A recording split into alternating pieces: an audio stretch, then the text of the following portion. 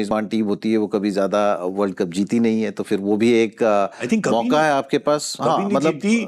और कोई भी टीम ने कभी 2 बारी मतलब बैक टू बैक नहीं जीता ये T20 वर्ल्ड कप। तो दो दो तो चीजें दोनों हैं में, जो हाँ, मैं दो, दो इतिहास के पन्ने फाड़ने पड़ेंगे। मैं एक स्टैट दूं, 2011 से पहले भी किसी ने होम होम नेशन ने वर्ल्ड कप नहीं जीता था, हमने जीता था 2011 में। ओह यस, हम पहली टीम बने थे और उसके बाद फिर होम टीम जीतने लगी थी। इंग्लैंड जीती, ऑस्ट्रेलिया जीती, ऑस्ट्रेलिया जीती, करेक्ट। तो वो शुरुआत हमने की थी। तो हो सकता है इस T20 में होम नेशन जीते होस्ट करते हुए, तो या वो भी इसकी शुरुआत भी इंडिया कर सकती है। इंडिया के पास वो दम कम है। वेरी गुड हो गया। अच्छा, एक और रिकॉर्ड भी है बाय द वे, अभी इंडिया और न्यूजीलैंड का फाइनल होगा। इंडिया ने कभी न्यूजीलैंड को नहीं हराया T20 वर्ल्ड कप में। तो सॉरी, 2 नहीं 3 पन्ने इतिहास के फाड़ के चीर के बाहर फेंकने होंगे। पर अभी वो तो यार 3 दिन दूर है, उसकी तो बात जरा आराम से करेंगे। पहले ये वाला तो पूरी तरह हजम हो जाए, क्योंकि ये वाला मैच ही हजम होने में बड़ा टाइम लगेगा। 500 के आसपास रन गए हैं यहाँ पे, 499, ठीक है, 499 रन गए खत्म होने में भी काफी टाइम ले लिया। इतनी देर तक तो हम बिस्तर में होते थे। या अगर पिछले सेमीफाइनल की बात कर रहे थे, कल वाले सेमीफाइनल में तो खत्म कर दिया था फिनाले ने।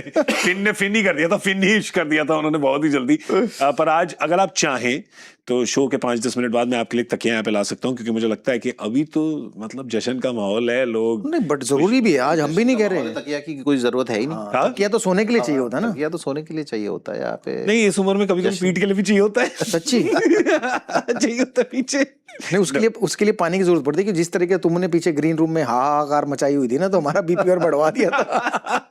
भाई मुझे लग रहा है ये तो पकड़ लेंगे, मुझे लग रहा है ये तो पकड़ लेंगे। मैंने डिसाइड किया था कि आज मैं रिवर्स टोटका लगाऊं। ओह अच्छा, वो टोटका था। हाँ, कि मैं मतलब सारे मैच में ना मैं कंप्लेसेंट नहीं होना, ठीक है। आपको थोड़ा सा घबराना है, हल्का सा घबराना है, ठीक है। देख भाई, मुझसे जिसने पूछा आज, हाँ। बहुत लोगों ने पूछा, मैंने सबको कहा आज इंडिया नहीं जीतेगा, तो मेरा टोटका तो काम कर गया। आपका कर गया, मेरा भी कर गया। क्योंकि मैं जब जब कहता हूँ इंडिया जीतेगा तब तब हारता है। तो मैंने आज कहा ही नहीं, सबको कहा आज अपने घर से देखो, गम में बैठ के घर मनाना गम में, तो वो काम कर गया। या ये तो सुपरस्टिशियस है ही नहीं सही, तो फिर इनसे तो पूछना है, इनका कोई टोटका था ही नहीं। ये तो बड़े क्वाइटली कॉन्फिडेंट, जैसे लाइफ लीड करते हैं, जेन जैक, वैसे ही जेन में रही है। आप भी अगर जेन में हैं तो आइए टीम में आ जाइए। देखिए जरा कि मैच में हुआ क्या। इंग्लैंड ने पहले टॉस जीता, बल्लेबाजी करने के लिए भेजा भारत को, और भारत ने क्या विशाल स्कोर खड़ा किया।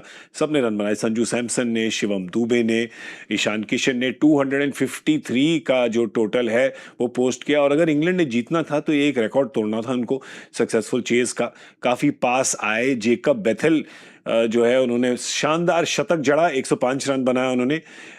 उसके बाद विल जैक्स ने अच्छा साथ दिया उनका। पर जॉस बटलर, यहाँ पर जॉस बटलर जरूर कहेंगे, फॉर्म इनका इस टूर्नामेंट में बिल्कुल नहीं रहा, रन बिल्कुल नहीं आए, और आज भी कुछ अटक से गए, जिसकी वजह से पावर प्ले में जितने रन बना सकते थे, जितना नींबू निचोड़ सकती थी इंग्लैंड, वहां पर भी थोड़ा पीछे रह गए वीरू। बहुत पीछे रह गई। मैं कहूंगा कि आज इंग्लैंड को ये सोचना चाहिए था कि बटलर को हम बाद में रखेंगे, जरूरत पड़ी तो ही इस्तेमाल करेंगे, या खिलाना नहीं चाहिए था, बट खिला लिया था तो बाद में रखते। जो फॉर्म में बैट्समैन थे उनको अगर पावर प्ले में था, खुद अगर कप्तान हैरी ब्रुक्स आते ना, तो मैं कहूँगा शायद बेटर इम्पैक्ट करके जाते। ठीक है, अभी उन्होंने 68 रन बनाए नो डाउट, लेकिन वो 68 के शायद 78, 80 या 90 भी हो सकते थे, जिस तरीके से बल्लेबाजी वो करते हैं। क्योंकि बटलर ने कितने 25 रन बनाए शायद 17-18 गेंदों में जी, 23-17 में। हाँ, तो 23 रन बनाए 17 गेंदों। वो 17 गेंदों में अगर कोई 42 रन 40 रन बनाता तो इम्पैक्ट अलग होता, या जो ईशान किशन ने किया है। आई थिंक आपने बड़ी अच्छी बात कही थी कि कल जब साउथ अफ्रीका बल्लेबाजी कर रही थी तो ऐसा लग रहा था कि बड़े जकड़ के खेल रहे थे वो, कि बटलर का भी फ्लो वही नहीं था उनका। आज ऐसा भी ओपनर से देखा आपने इंग्लैंड के, बटलर के। या देखो टीम सैफर्ड तो वो जल्दी आउट हो गए, उनको तो क्या कहे, लेकिन नहीं, फिल सॉल्ट माफ कीजिए। तो जो बटलर थे, बटलर ने आज कोशिश बहुत की, स्टेप आउट किया, स्कूप में मारने की कोशिश की, कोई भी शॉट नहीं लगा, नॉर्मल क्रिकेटिंग शॉट ही लगे उनके, बट वो कोशिश वही करे जा रहा था कि मैं बस आज जैसे तैसे करके मारूं, फॉर्म में आ जाऊं, बट शायद वो फॉर्म दिखा नहीं पाए। तो इसलिए मैं कह रहा था कि अगर बटलर नीचे रहते ना, कोई और फॉर्म वाला बैट्समैन ऊपर आता है, कप्तान खुद, क्योंकि उन्होंने शतक बनाया अभी श्रीलंका में, तो वो खेलते, इन फॉर्म बैट्समैन खेलते तो पावर प्ले का बेहतर और इस्तेमाल कर सकते थे। 67 रन तो फिर भी बने उनके पावर प्ले में, पर जैसी ये पिच थी, जैसा ये ग्राउंड था, आप देख रहे हैं कि कम ही रह गए अंत में वो। पर भारत के लिए सफलता का जो मंत्रा था वो क्या था, सक्सेस का मंत्रा इंट्रा। ये पूछते हैं कि जैक से कि आपके हिसाब से सक्सेस का मंत्रा क्या था भारत का आज? देखिए, जब आपने इतने रन बना लिए ना तो वो तो एक बहुत बड़ी चीज हासिल कर लिया आपने पहले पार्ट में। लेकिन जिस तरीके से मैच गया है, मुझे ऐसे लगा कि पावर प्ले में एक्सपेक्ट कर रहे थे कि बैट्समैन थोड़ा आपकी तरफ भागेंगे, थोड़ा वो अटैकिंग ऑप्शंस लेने देखेंगे, तो भले 68 रन बने हैं वहां पर पावर प्ले में, लेकिन वो आखिरी में आए जब बेथल ने बहुत ही अच्छी बल्लेबाजी कर दी उस वरुण चक्रवर्ती के ओवर में, जो छठा ओवर। हाँ, तो छठे ओवर को अगर आप निकाल दो, तब तक भारत ने जिस तरीके से शुरुआत करनी चाहिए ना इस डिफेंस की, उस तरीके से की। आपको दिखा कि बाहर की लाइन कर रहे थे ज्यादा, हार्दिक भी, अर्शदीप भी, के ये नहीं कर रहे थे कि चलो मैं लेग भी फोर कर दूंगा या विकेट के लिए जाऊंगा। ऐसे था कि हम डिफेंसिव जाएंगे, उनको करने दो जो काम करना है, उसमें वो फंसेंगे। फिल सॉल्ट का भी विकेट आया उसमें उसी अंदाज में। और फील्डिंग, मैं समझता हूँ ये दो चीजें बहुत ही बढ़िया आज भारत ने की है, और उसी के बदौलत वही फॉर्मूला रहा है कि सक्सेस का मंत्र आज का अगर आप कह रहे थे तो भारत के लिए तो फील्डिंग मैं समझता हूँ सबसे टॉप पे, और प्रेशर को एब्सॉर्ब करके जो चीजें जरूरी है वो करते चले गए। पता था कि टफ हो सकता है दिन, क्योंकि हाई स्कोरिंग गेम तो हम एक्सपेक्ट कर ही रहे थे, लेकिन जिस तरीके से इंग्लैंड के बल्लेबाज दबाव डाल रहे थे, वो दबाव को हमेशा एब्सॉर्ब करते चले गए। और जैसे टाटा पर भरोसा है इंडिया को, हम सबको भरोसा है अक्षर पटेल के हाथों पर। नहीं, वो तो है ही, बट मेरे लिए जो सक्सेस का मंत्र रहा है वो है कि जो रन रेट थी, पहले 6 ओवरों में 11 की थी, फिर उसके बाद 13 की थी, फिर 11, फिर लास्ट में 15 की। आई थिंक वो जो कायम रखे, एक्सीलरेट करते रहे, एक्सीलरेट, वो कहीं भी नीचे नहीं गिरनी थी।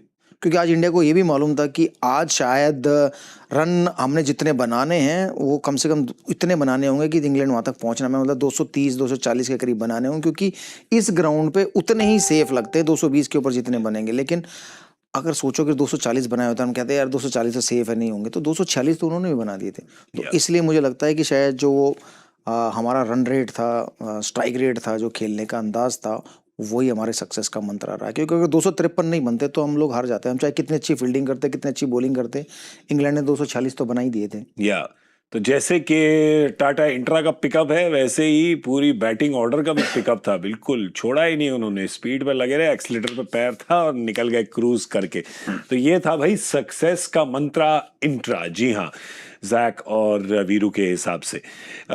इंग्लैंड की अगर बल्लेबाजों की तरफ हम नजर डालें, अगर उनके बैटिंग कार्ड पे हम नजर डालें, एक जेकब बेथेल है, हमने जॉस बटलर की बात करी है, बाकी भी अगर हम बात करें तो आई थिंक एक एंड में जब सैम करन भी आए हैं, उन्होंने 14 बॉल में 18 रन मारे हैं, वहां पे थोड़ा उन्होंने भी, मतलब मैं जानता हूं उस वक्त जेकब बेथेल बैटिंग कर रहे थे, पर वहां पे आप 14 बॉल खेल गए हैं जब रिक्वायर्ड। अगर आप तिलक वर्मा की बैटिंग देखें, अगर वो स्टैट हम देखें, तो इन्होंने 14 7 में 21, वो डिफरेंस आ गया। अगर ये 14 में 18, ये 7 में 18 बनाते तो और 7 बॉले बची होती, तो और 7 बॉले बची होती, तो फिर ये टारगेट लगता कि यार शायद अचीव हो सकता है। तो ये भी एक कारण है कि वो जो तिलक वर्मा की इनिंग होगी या जो हार्दिक पांड्या की इनिंग होगी ना, वो बहुत बेहतरीन पारियां होगी, दो बाद में डाउन द ऑर्डर में। अरे इंग्लैंड वहीं चूक गया। टॉप ऑर्डर पर तो बेथेल ने संभाला हुआ था सब कुछ, लेकिन नीचे वाला अगर वो 10 बॉल में 30 रन 25 रन ऐसा बना देता, तो शायद जो ये भारत जो शॉट रह गया इंग्लैंड, तो वो नहीं रह पाता, क्योंकि वही हुआ है 14 बॉल में 18 और 6-7 बॉल में 18, वो फर्क है। और आप अगर देखें वहां पे उन्होंने सैम करन को भेजा, वहां पे 2 हट्टे कट्टे, वो जेमी ओवरटर्न और जोफ्रा आर्चर ने तो कुछ छक्के भी दिखाए हैं बाद में, और आपको पता है इनकी एबिलिटी क्या है। एक लेफ्ट हैंडर तो खेल ही रहे थे, इन्होंने एक और भेज दिया। ओवरटर्न और आर्चर ज्यादा छक्के मार सकते हैं, सैम करन से खेल तो चक्को गई था, सोच सकते थे जरूर, लेकिन वरुण चक्रवर्ती का एक और था, हो सकता है वो थोड़ा सोच विचार होगा कि 2 लेफ्टी अगर वहां पर होगे तो राइटी के लिए तो थोड़ा इफेक्टिवनेस बढ़ जाता है, ऐसे लगता है वरुण चक्रवर्ती का। हो सकता है वो उस तरीके से थोड़ी सोच हो, या तो सोच ये भी हो सकती है कि सैम करन थोड़ा सिचुएशन को समझ के बल्लेबाजी करते हैं, तो ज़्यादा स्ट्राइक आप बेथल के पास रखेंगे और वो गेम को वहां से चलाएंगे, क्योंकि इतने बड़े स्कोर में आपने देखिए एक बल्लेबाज ने 100 रन बनाए और फिर भी आप पीछे थे कि लास्ट ओवर में 30 रन रह गए थे। तो इस फॉर्मेट का यही है ना, यही खूबी है इस फॉर्मेट की, कि वो स्ट्राइक रेट का महत्व उतना ही बढ़ जाता है। जो चीज़ वीरू भी जिस चीज़ का जिक्र कर रहे थे कि तिलक वर्मा ने 7 गेंदों में 21 रन बनाए, और भारत के पास आज कोई सेंचुरियन नहीं था करेक्ट। संजू सैमसन डिजर्व करते थे सेंचुरी, लेकिन वो सिचुएशन के हिसाब से ही खेल रहे थे ना, कि स्ट्राइक रेट का भी उतना ही महत्व है, कि टेम्पो जो सेट है हम उसी तरीके से चीज़ों को देखेंगे, और उतनी पावर है हमारे पास। तो वो अंतर ज़रूर आपको देखने मिला। मैं ऐसे समझता हूँ कि एक जब सिचुएशन थी, जब विल जैक्स और बेथल साथ में बल्लेबाजी कर रहे थे, ऊपर से विकेटें गिर गई थी, इसलिए फिर भारतीय टीम भी उसी तरीके से देख रही थी चीज़ों के, एक विकेट गिरेगा तो फिर एक एंड से थोड़ी राहत मिलेगी। आज थोड़ा वो कमी जरूर देखने मिली। थोड़ी स्ट्रेटेजी एक बहुत बड़ा रिस्क था कि हमारे लास्ट के 2 ओवर डालने थे, एक हार्दिक पांड्या, एक अक्षर पटेल डालते, शिवम दुबे।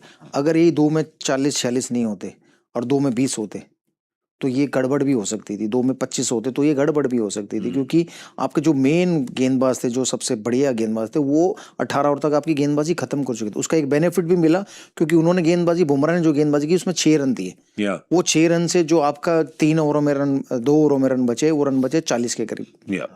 तो अगर वो बुमराह के ओवर में मार पड़ जाती, या वो बुमराह के ओवर में मतलब रन कम चाहिए होते 3 में, तो शायद वो गलत मूव भी हो सकता था। लेकिन अर्शदीप और बुमराह ने 2 बैक टू बैक डाले, 17वां और 18वां, फिर हार्दिक पांड्या ने 19वां डाला।